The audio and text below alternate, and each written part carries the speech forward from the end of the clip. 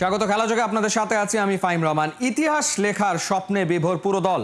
লঙ্কা দ্বীপে লঙ্কানদের হারাতে মরিয়া পুরো দল। ভালো শুরু পেলে লম্বা ইনিংস খেলার কথা জানিয়েছেন পারভেজ ইমন। শতভাগ ফিট না হলেও অঘোষিত ফাইনালের জন্য নিজেকে প্রস্তুত করছেন নাজমুল শান্ত। গুরুত্বপূর্ণ ম্যাচে ফিরবেন তাসকিন আহমেদও। শ্রীলঙ্কার ক্যান্ডি থেকে নায়ান বিন জসিমের পাঠানো রিপোর্ট।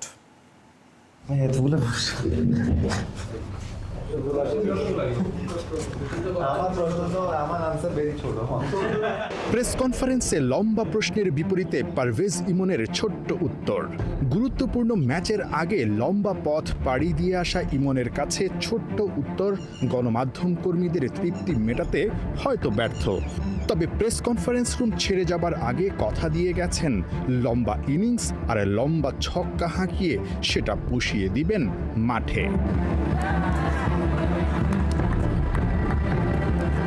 বিগ ম্যাচের আগে দারুণ ফুরফুরে মেজাজে টিম টাইগার্স। তাসকিন আহমেদ, লিটন কুমার দাস কিংবা পারভেজ হোসেন ইমনদের এই হাসি বলে দিচ্ছে বাংলাদেশ কতটুকু আত্মবিশ্বাসী।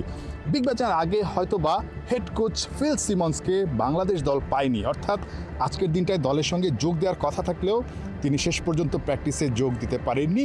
উইকেট দেখেছেন যিনি ভারপ্রাপ্ত হেড কোচের দায়িত্ব পালন করছেন সালাউদ্দিন এবং pace bowling coach Shaun Tait, দুজনে মিলে উইকেটটা বোঝার চেষ্টা করেছেন, কারণ এই উইকেটটাই কিন্তু এই ম্যাচে অনেক বেশি গুরুত্বপূর্ণ ভূমিকা পালন করবে।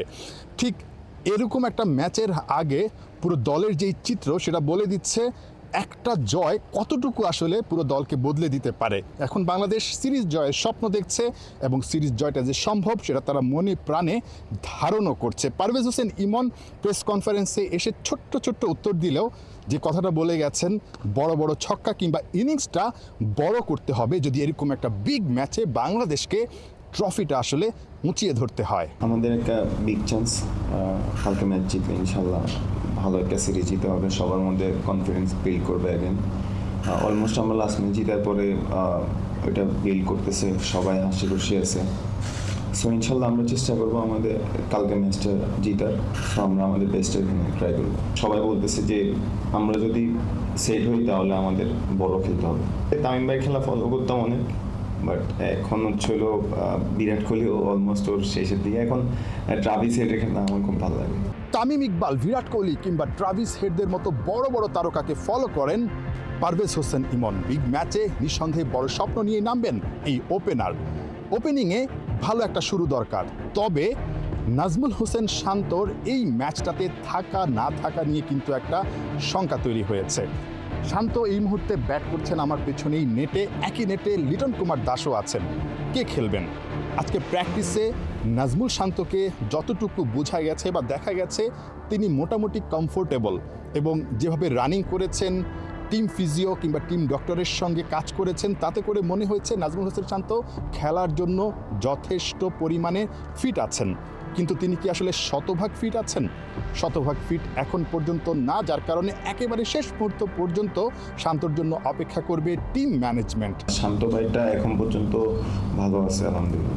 ওইভাবে রান টার্গেট নাই, বাট আমি সবার সাথে কথা বলতেছি, মানে যারা যারা খেলছে সবাই বলতেছে উইকেটটা ভালো আছে। সো চেষ্টা করবো যদি ইনশাল্লাহ স্টার্টটা পাই ওইটা বড় করার ইনশাল্লাহ। আগের ম্যাচে ম্যাচ জিতলেও ফিল্ডিংয়ে মারাত্মক রকমের দুর্বলতা দেখা গেছে। পাল্লে খেলাতে নিঃসন্দেহে জাকের আলী অনেকরা এই ধরনের ভুল করতে চাইবে না, যার কারণে ফিল্ডিংয়ে অনেক বেশি সিরিয়াস দেখা গেছে এই ম্যাচটার আগে। বাংলাদেশ এই ম্যাচটা জিতলে র্যাঙ্কিংয়ে হয়তোবা উন্নতি হবে না, অর্থাৎ 9 নম্বরে আছে বাংলাদেশ, 9 নম্বরেই থাকবে। তবে দুটো রেটিং পয়েন্ট কিন্তু বাড়বে, ওয়েস্ট ইন্ডিজের সঙ্গে পার্থক্যটা 3-এ নেমে আসবে। বাংলাদেশ দল সরাসরি বিশ্বকাপ খেলতে হলে আপাতত রেটিং বা র্যাঙ্কিং অনেক বেশি গুরুত্বপূর্ণ। আপাতত সব কিছু বাদ দিয়ে, সব সমীকরণ পিছনে ফেলে বাংলাদেশের একটাই টার্গেট, এই পাল্লে খেলাতে ইতিহাস তৈরি করা। শ্রীলঙ্কাকে হারিয়ে প্রথমবারের মতো শ্রীলঙ্কার বিপক্ষে শ্রীলঙ্কার মাটিতে সিরিজ জেতা। নাহিয়ান বিন জসিম, 71, ক্যান্ডি, শ্রীলঙ্কা। ম্যাচের আগের দিন লঙ্কান হেড কোচ রীতিমতো অস্থির। প্র্যাকটিস না, পাল্লেকেলের উইকেটেই যেন সব মনোযোগ। উইকেট ঘিরেই কি তবে সনার জয়সূরিয়ার পরিকল্পনা? টাইগারদের স্পিন বিষে কিছুতেই লঙ্কানরা আর কাবু হতে চায় না। শ্রীলঙ্কার ক্যান্ডি থেকে নায়ান বিন জসিমের পাঠানো report.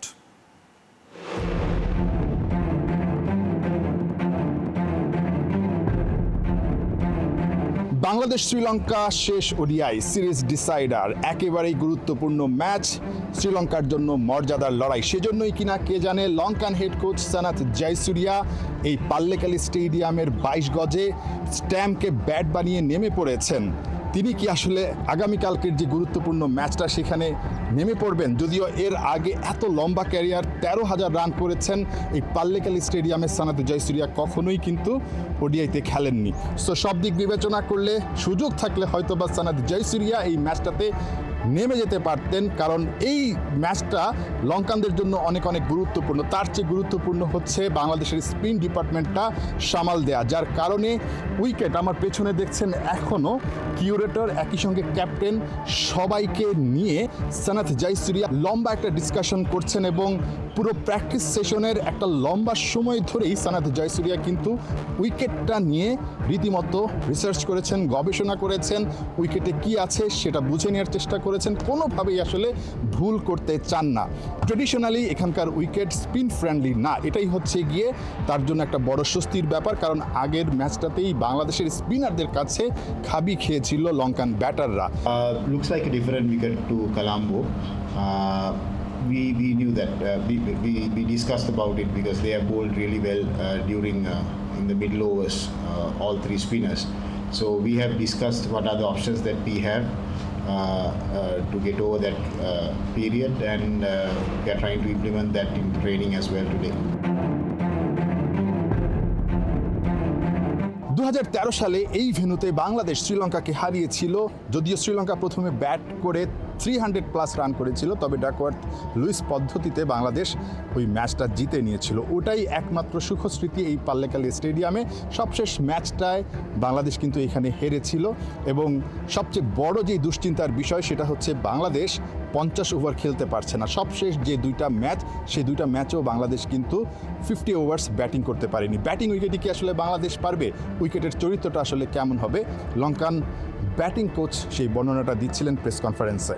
Comparing to Colombo, I think there will be a slight advantage for the batters because generally it's even bounce and pace here. So we expect that. Looks like the last 12 months has been a good batting wickets they have produced in Kandy. So hopefully tomorrow will be I hope it will be a batting track as well. গুরুত্বপূর্ণ ম্যাচে কে জিতবে, বাংলাদেশ নাকি শ্রীলঙ্কা, নাকি বাংলাদেশ শ্রীলঙ্কাকে পেছনে ফেলে বৃষ্টি আসলে জিতে যাবে? এখানকার স্ট্যাট বলছে সবশেষ 5টা ম্যাচেই বৃষ্টির কারণে আসলে বাধায় পড়তে হয়েছে খেলা, এবং 5টা ম্যাচেই কিন্তু কার্টেল ওভারে হয়েছে। এর মধ্যে একটা ম্যাচ একেবারেই পরিত্যক্ত হয়েছে, সবশেষ যেই ম্যাচটা শ্রীলঙ্কা এবং নিউজিল্যান্ডের মধ্যকার।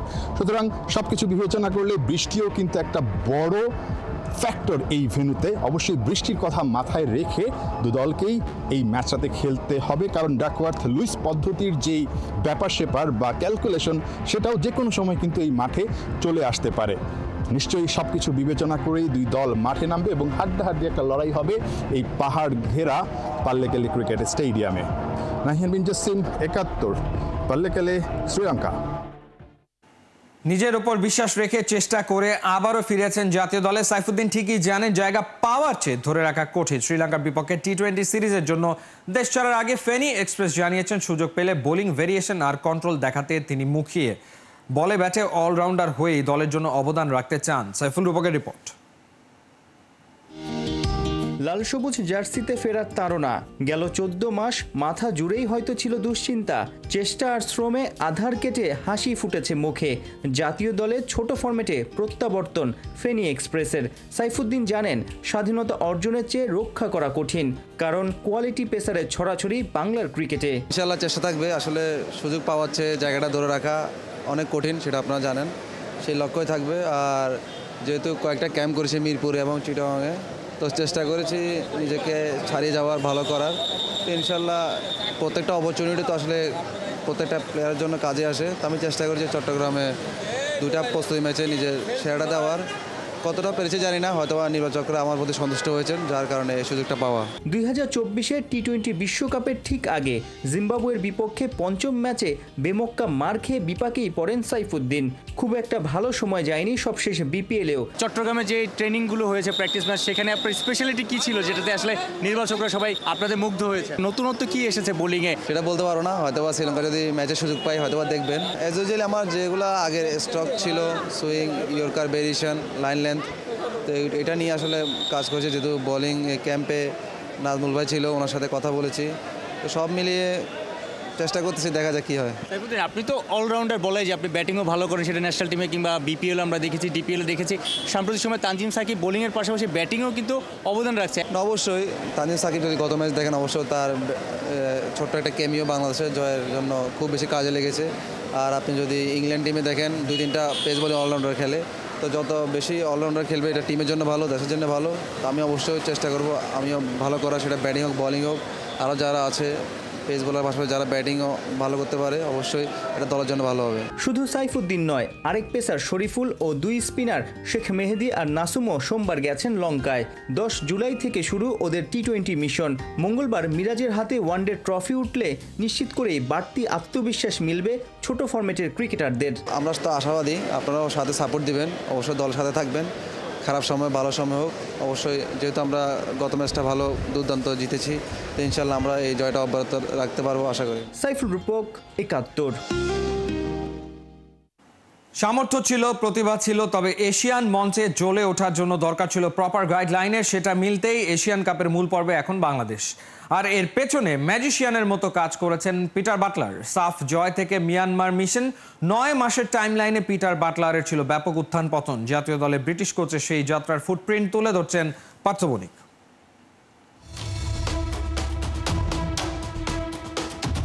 পিটার বাটলার বাংলাদেশ নারী ফুটবল দলের কোচ।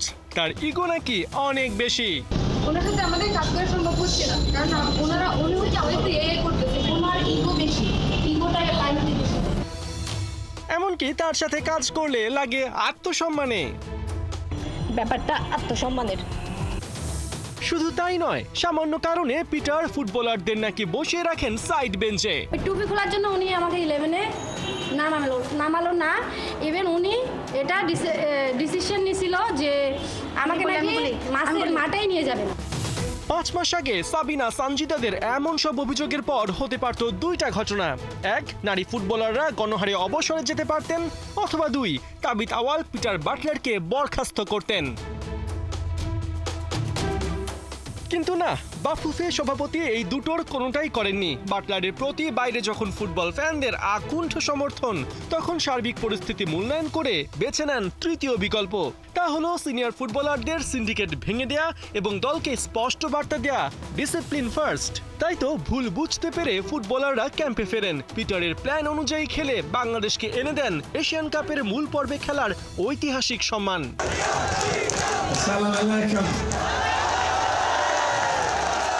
ব্রিটিশ কোচের নেতৃত্বে বাংলাদেশের উত্থান রূপকথার চাইতে কম না।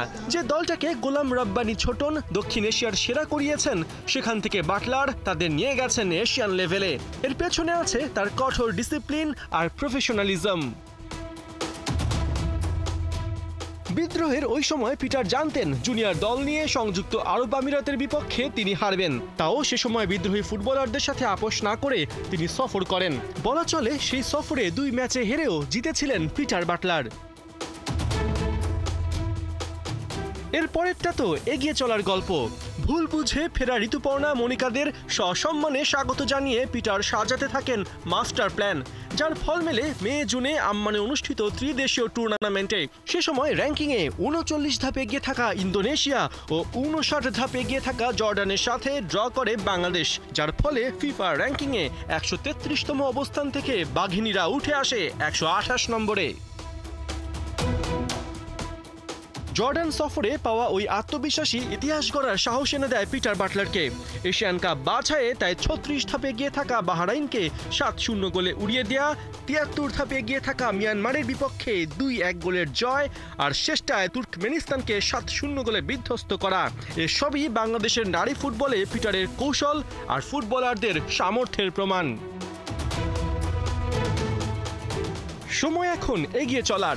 2026-এ অস্ট্রেলিয়ায় বসতে যাওয়া এশিয়ান কাপের 8 কোয়ার্টার ফাইনালিস্ট খেলবে অলিম্পিক বাছাই, আর 4 সেমিফাইনালিস্ট ও 2 প্লে ইন ম্যাচ উইনার সরাসরি কোয়ালিফাই করবে বিশ্বকাপে। তাছাড়াও আরও 2 দলের থাকবে ইন্টার কনফেডারেশন প্লে অফের মাধ্যমে বিশ্বকাপে খেলার সুযোগ। 29 জুলাই অস্ট্রেলিয়ার সিডনি টাউন হলে হবে এশিয়ান কাপের ড্র। তখনই জানা যাবে সেই স্বপ্নের পথে বাংলাদেশের গ্রুপ প্রতিপক্ষ কারা।